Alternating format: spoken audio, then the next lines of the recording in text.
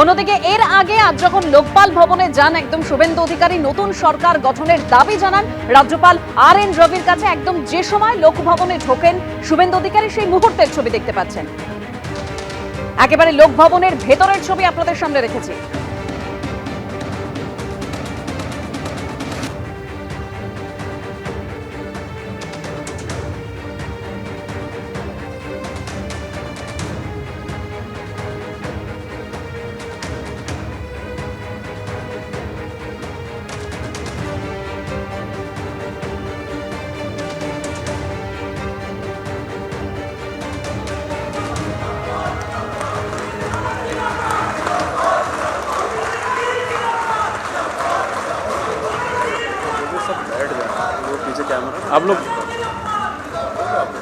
आप लोग बैठ जाओ।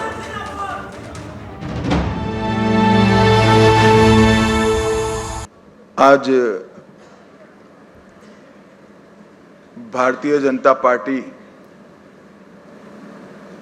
पश्चिम बंगाल विधानसभा के सदस्यों की एक मीटिंग यहां आहूत की गई है।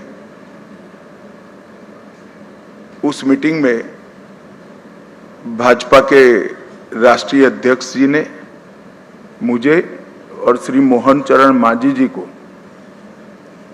केंद्र की ओर से पर्यवेक्षक के रूप में यहां भेजा था।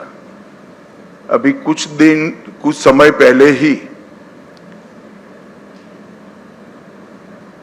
चुनाव की प्रक्रिया पूरी हुई है।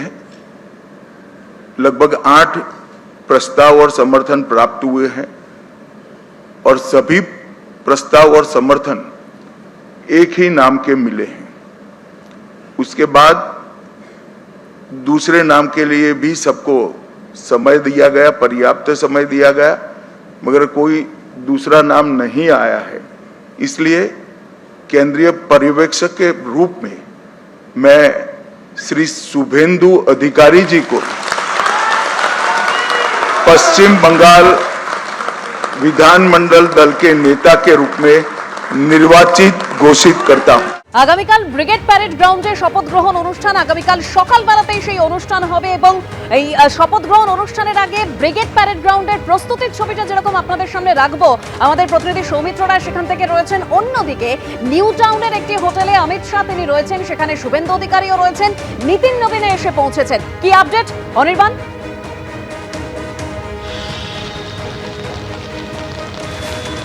দেখো, কিছুক্ষণ আগেই আমরা দেখলাম যে বিজেপির সর্বভারতীয় সভাপতি নীতিন নবীন তিনি কিন্তু এসে পৌঁছলেন নভোটেলে এবং এই মুহূর্তে অমিত শাহ থেকে শুরু করে শুভেন্দু অধিকারী, শ্রমিক ভট্টাচার্য প্রত্যেকে কিন্তু রয়েছেন এই হোটেলে এবং একের পর এক বিভিন্ন রাজ্যের মুখ্যমন্ত্রী তারা কিন্তু আসতে শুরু করেছেন এবং এই মুহূর্তে কিন্তু আমরা দেখলাম যে কিছুক্ষণ আগেই কিন্তু এখানে দিলীপ ঘোষ এবং সুকান্ত মজুমদার তারা কিন্তু বৈঠক করে এখান থেকে বেরিয়ে গেলেন। মূলত যেটা মনে করা হচ্ছে যে ইতিমধ্যে পরিষদীয় দলনেতা হিসেবে শুভেন্দু অধিকারীর নাম, সেই নাম কিন্তু ঘোষণা করে দিয়েছেন কেন্দ্রীয় স্বরাষ্ট্রমন্ত্রী অমিত শাহ।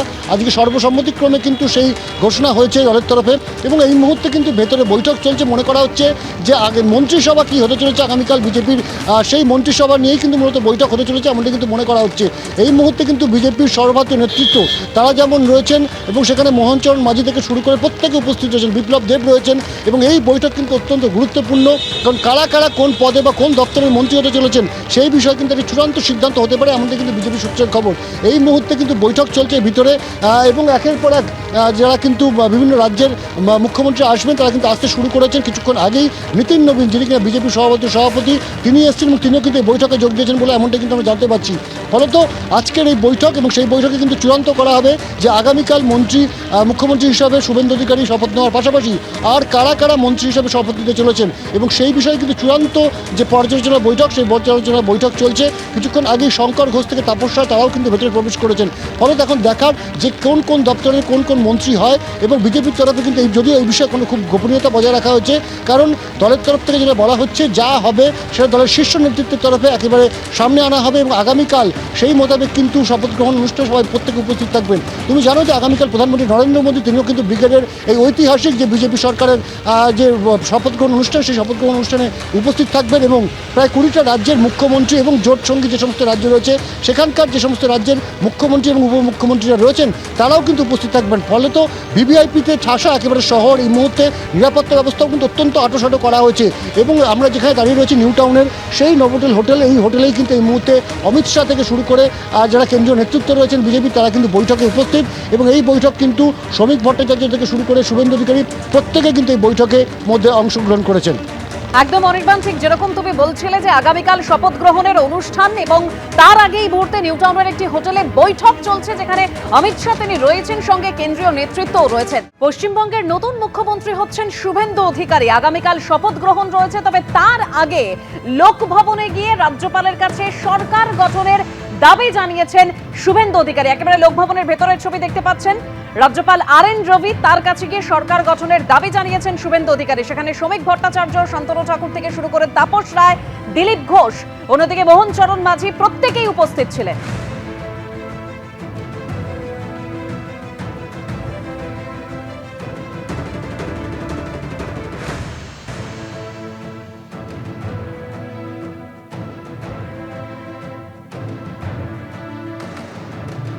सबका साथ सबका विकास এটাই আমাদের মন্ত্র। প্রধানমন্ত্রীর নেতৃত্বে পশ্চিমবঙ্গের নবনির্মাণের ঘোষণা শুভেন্দু অধিকারী।